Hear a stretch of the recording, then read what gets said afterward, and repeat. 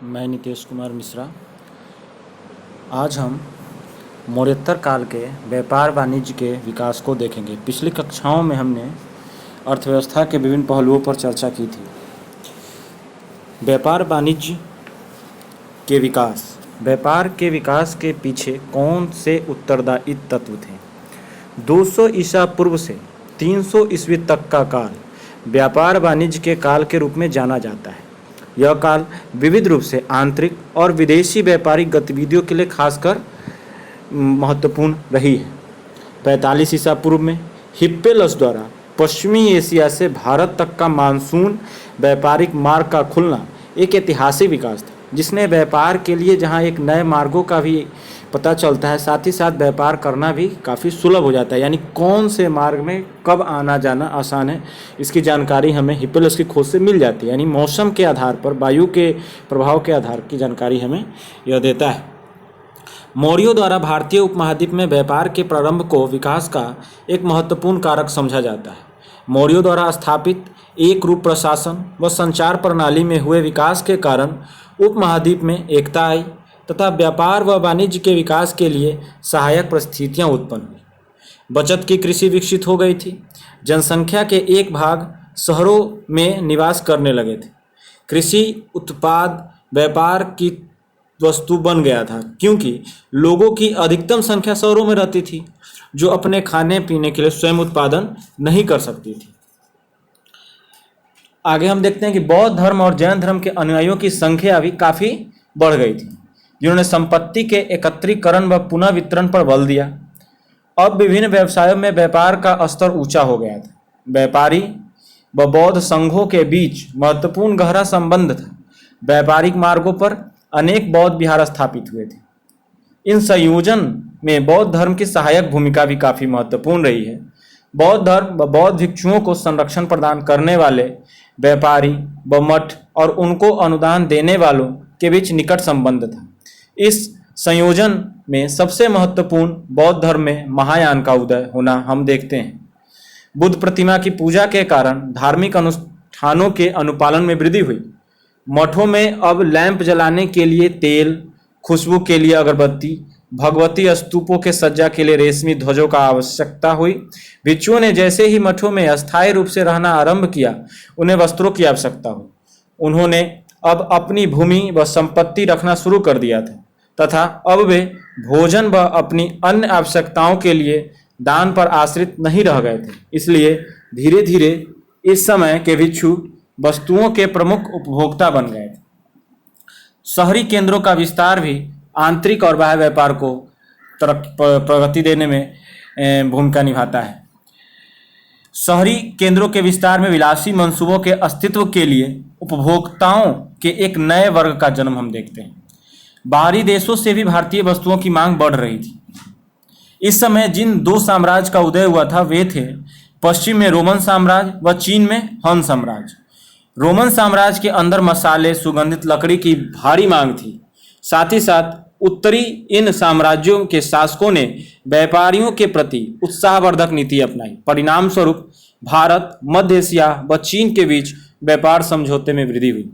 भारत में विदेशी गतिविधियों के कारण भारत व मध्य एशिया के बीच होने वाले नियमित व्यापार का आधार सुदृढ़ हो गया। अफगानिस्तान के साथ व्यापार समझौते अभी भी अस्तित्व में थे, परंतु अब मध्य एशिया ने भी व्यापार के नए मार्ग खोल दिए। इन मार्गों में एक प्रसिद्ध मार्ग पुराना रेशम मार्ग था। विभिन्न मानव जातियों के व्यापारियों ने कई व्यापारिक केंद्रों व कॉलोनियों का निर्माण करवाया, जहां से व्यापारी अपना कार्य कर सकते थे।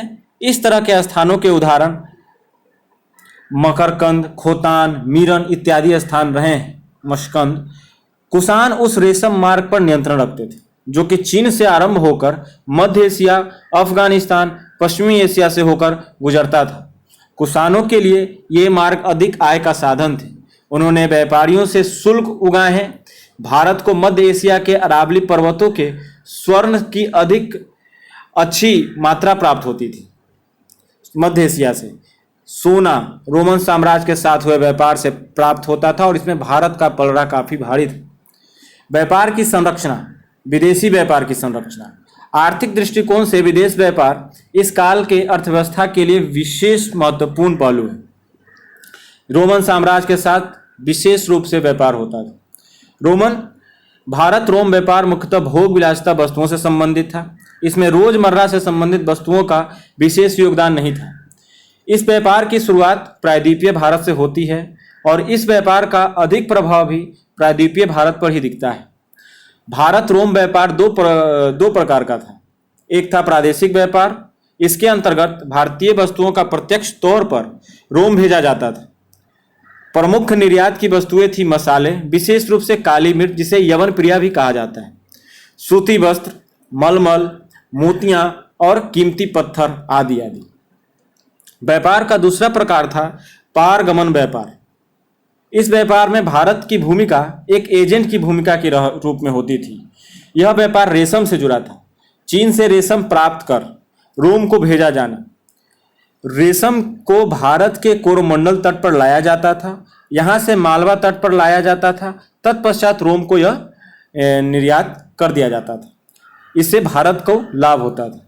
आयात की प्रमुख वस्तुएं रोमन मृदभांड, शराब थी जो रोमन से भारत आती थी, लेकिन वे मुख्यतः सोने चांदी के सिक्के के बदले प्राप्त होती थी। व्यापार संतुलन भारत के पक्ष में था। भारतीय वस्तुओं की मांग रोम में बहुत अधिक थी।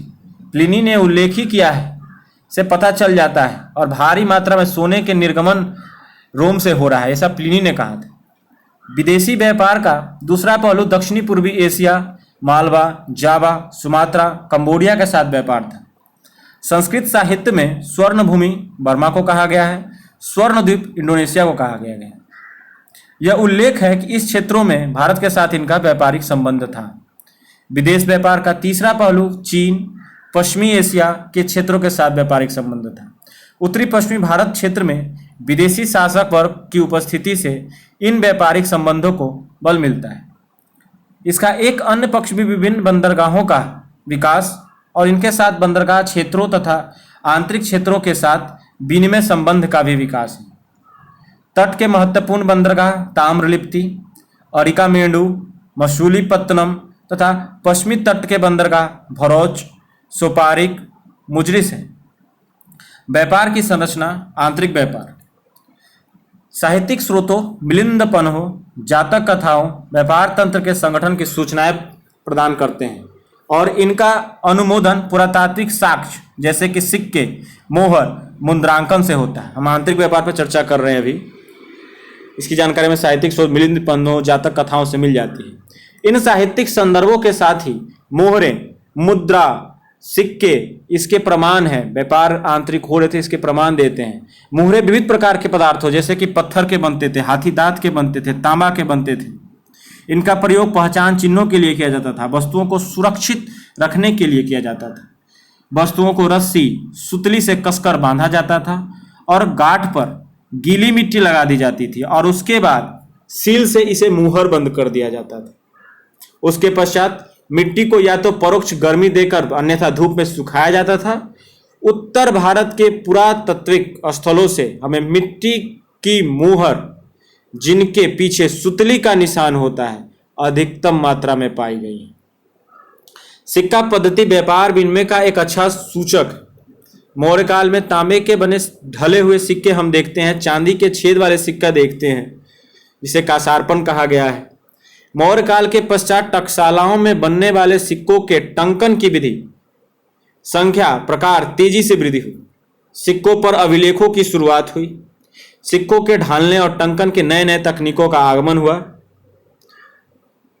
उत्तर पश्चिमी सीमाओं पर बसे भारतीय ग्रीक राजाओं ने चित्र वाले सिक्कों का चलन शुरू किया, जो कई शताब्दियों तक चलता रहा। चांदी और तांबे के सिक्के में द्विभाषिक लेख का भी विस्तार ग्रीक भाषा लिपि में हम देखते हैं। दूसरी तरफ सामान्यतः खरोष्टी लिपि और प्राकृत लिपि भाषा में भी और लिपि में भी हम सिक्कों पर लेखों का अंकन देखते हैं। पश्चिम भारत में क्षत्रप के सिक्के महत्वपूर्ण हैं। प्रारंभिक शताब्दियों के सिक्के की एक अन्य विशिष्ट श्रेणी कुषाणों की थी। कुषाणों ने बहुत संख्या में स्वर्ण सिक्के को मुद्रित किया, जिनमें भारत, ग्रीक, ईरान के विविध प्रकार के देवता चित्रित हैं। ये बहुत प्रकार के सिक्के बनाए जाते थे उस समय। सिक्का पद्धति व्यापारिक क्रियाओं को सुगम बनाने हेतु व मुद्रा के विस्तृत उपयोग को दर्शाता है। उत्तर अफगानिस्तान के ऑक्सस घाटी में बैक्टीरिया चीन मध्य एशिया के साथ अंतर्राष्ट्रीय व्यापार का एक प्रमुख केंद्र था। इस शहर से एक मार्ग कपास व काबुल घाटी से होता हुआ कपिसा और काबुल घाटी से होता हुआ कुषाण साम्राज्य के प्रमुख प्रदेशों तक जाता था। विभिन्न स्रोतों से हमें भारतीय उपमहाद्वीप के भीतर दो मुख्य मार्ग का पता चलता है। एक है उत्तरापथ मार्ग जो उत्तर के प्रमुख केंद्रों को जोड़ता है,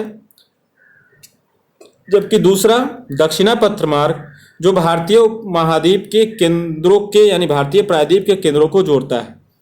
उत्तरापथ पुष्कलावती या आधुनिक परसदा से उत्पन्न होकर तक्षशिला, मथुरा, कौशाम्बी, वाराणसी, पाटलिपुत्रा होते हुए ताम्रलिप्ति तक जाता है। वहीं दक्षिणापथ मार्ग महिष्मती से लेकर अमीरावती तक जाता है।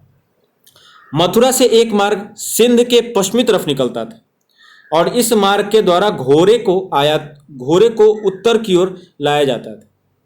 मथुरा उज्जैन तथा नर्मदा के मुहाने पर स्थित है। भरूच बंदरगाह से जुड़ा हुआ एक स्थल है। एक तीसरा रास्ता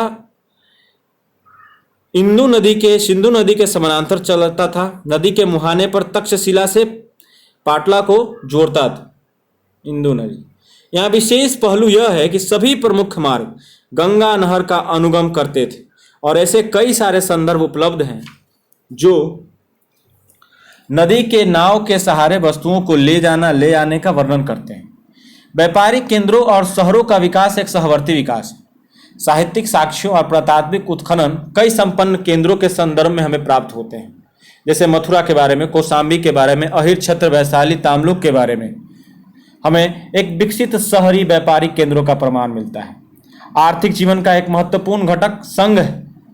यद्यपि ये बहुत पहले भी अस्तित्व में आ गए थे, परंतु विकसित व्यापार में उनकी भूमिका को और अधिक प्रासंगिक बनाया। उन्होंने बृहद उत्पादन के प्रयास के लिए बनाए गए संघ जो कि जाति बंधनों पर आधारित थे का प्रतिनिधित्व किया है। अधिकांश शिल्पियों के संघ थे।